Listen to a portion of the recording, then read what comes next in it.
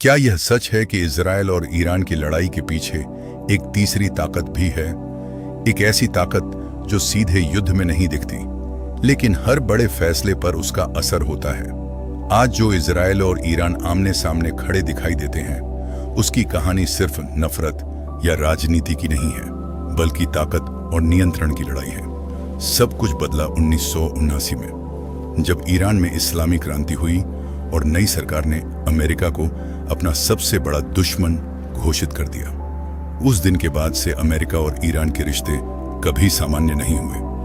उधर इजराइल पहले से ही अमेरिका का सबसे भरोसेमंद सहयोगी बन चुका था। अमेरिका ने इजराइल को आधुनिक हथियार, खुफिया जानकारी और रक्षा प्रणाली दी ताकि मध्य पूर्व में उसका संतुलन बना रहे। लेकिन असली डर शुरू हुआ ईरान के परमाणु कार्यक्रम से। अमेरिका और इजराइल दोनों को लगा कि अगर ईरान परमाणु शक्ति बन गया तो पूरे मध्य पूर्व का शक्ति संतुलन बदल जाएगा। इसके बाद शुरू हुई छाया युद्ध की कहानी। ईरान ने इजराइल के दुश्मन संगठनों को समर्थन देना शुरू किया और इजराइल ने गुप्त ऑपरेशनों के जरिए ईरान को रोकने की कोशिश की। कभी वैज्ञानिकों की रहस्यमयी हत्याएं हुई, कभी सैन्य ठिकानों पर अज्ञात हमले हुए और कभी साइबर हमलों ने परमाणु प्रोग्राम को धीमा कर दिया। दुनिया को यह सब छोटे छोटे घटनाक्रम लगते रहे, लेकिन असल में यह एक बड़े टकराव की तैयारी थी।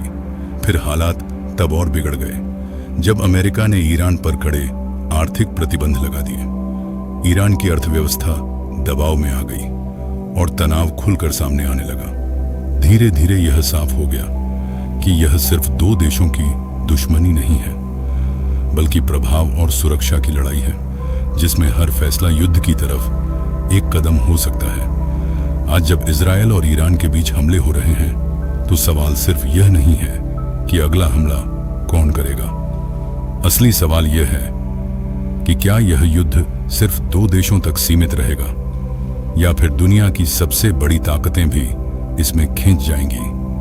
क्योंकि इतिहास गवाह है, कभी कभी असली युद्ध मैदान में नहीं, बल्कि बंद कमरों में शुरू होते हैं।